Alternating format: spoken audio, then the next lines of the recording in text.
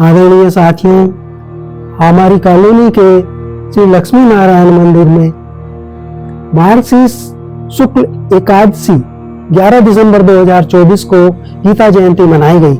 गीता का पठन पाठन हुआ और गीता चिंतन भी हुआ। उसी के कुछ अंश प्रस्तुत हैं। अपना विषय गीता चिंतन प्रभु स्मरण से शुरू करता हूँ।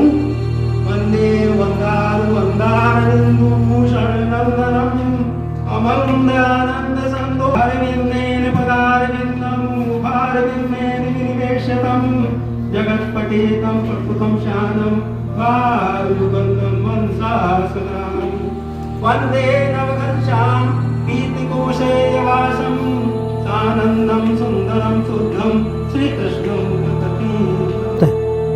आदरणीय श्रद्धेजनों, हमारे सनातन धर्म में श्रीमद् भगवद गीता के अतिरिक्त और भी गीताएं उपलब्ध हैं, जैसे अष्टावक्र गीता, उद्धव गीता, गायत्री गीता आदि। अष्टावक्र गीता महर्षि राजा जनक और ऋषि अष्टावक्र का संवाद है। यह केवल आत्मज्ञान, वैराग्य और मोक्ष प्राप्ति की इच्छा वालों के लिए है, इसलिए सामान्य जन इससे अप्रभावित रहा। भगवान श्री कृष्ण जी ने जो उपदेश श्रीमद् भगवद गीता में दिए वह मुख्यतः सांसारिक व्यक्तियों के लिए हैं, अतः उनका महत्व सबके लिए है। भगवान श्री कृष्ण जी ने अपने सखा अर्जुन को निमित्त बनाकर विश्व के मानव मात्र के कल्याण के लिए जो उपदेश दिए हैं उनमें ज्ञान, भक्ति और कर्म का समन्वय है। सबसे ज्यादा जो कर्म काम करने पर दिया गया है। आदरणीय सज्जनों, अर्जुन कर्म योगी है, दुरात्माओं, दुष्टों को नष्ट करना चाहता है, यह उसका कर्तव्य है। युद्ध से भागना कायरता है।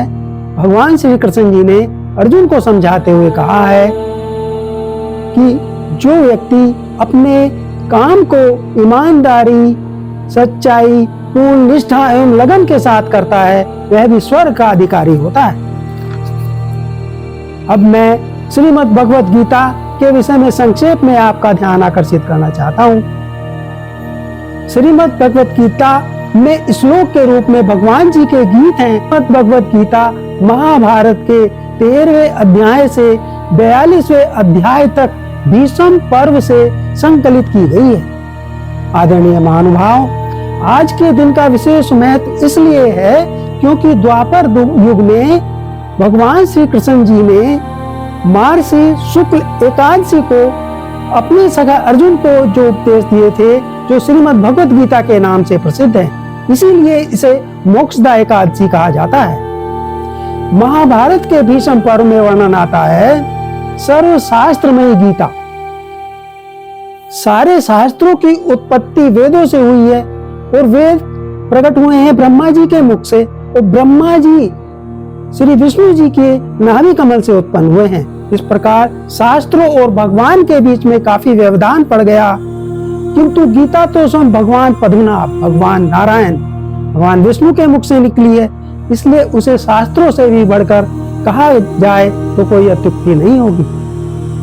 सम्मान्य जनों, महाभारत में वर्णन आता है गीता सुगीता कर्तव्या की मन्ये शास्त्र संग्रहे या स्वयं पद्मनाभस्य मुखे द्वाग्नि श्रुता। गीता का ही भली भांति श्रवण, कीर्तन, पठन, पाठन, मनन और धारण करना चाहिए। अन्य शास्त्रों के संग्रह की कोई आवश्यकता नहीं है, क्योंकि यह गीता स्वयं भगवान पद्मनाभ, भगवान विष्णु के मुख कमल से निकली है।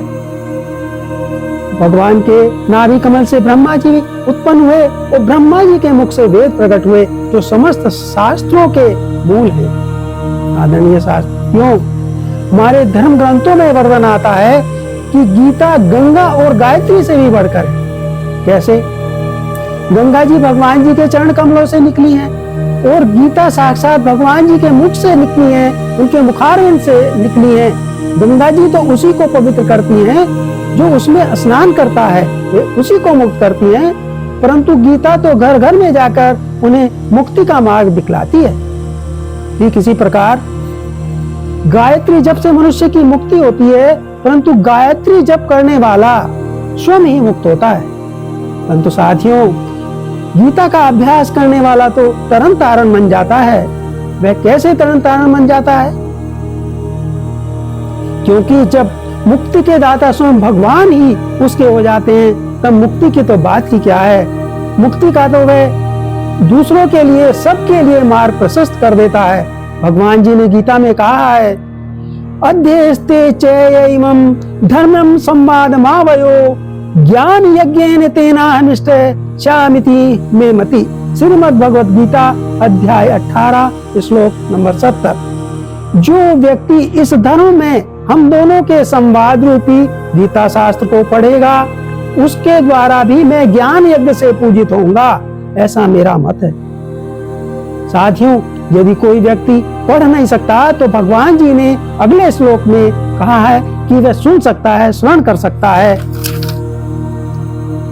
श्रद्धावान सूयश्च शृणुयादपि यो नरः सो अपि मुक्तः शुभाम लोकान प्रापिन्य पुण्य कर्मान।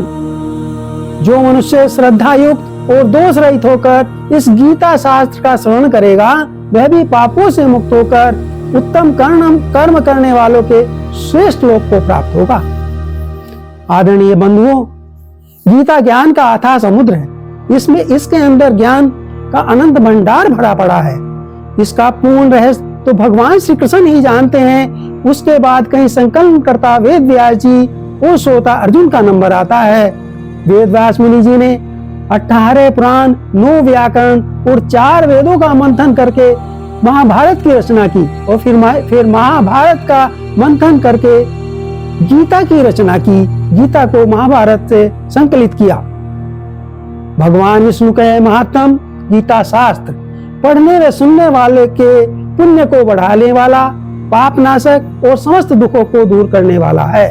श्री कृष्ण वंदे जगत गुरु।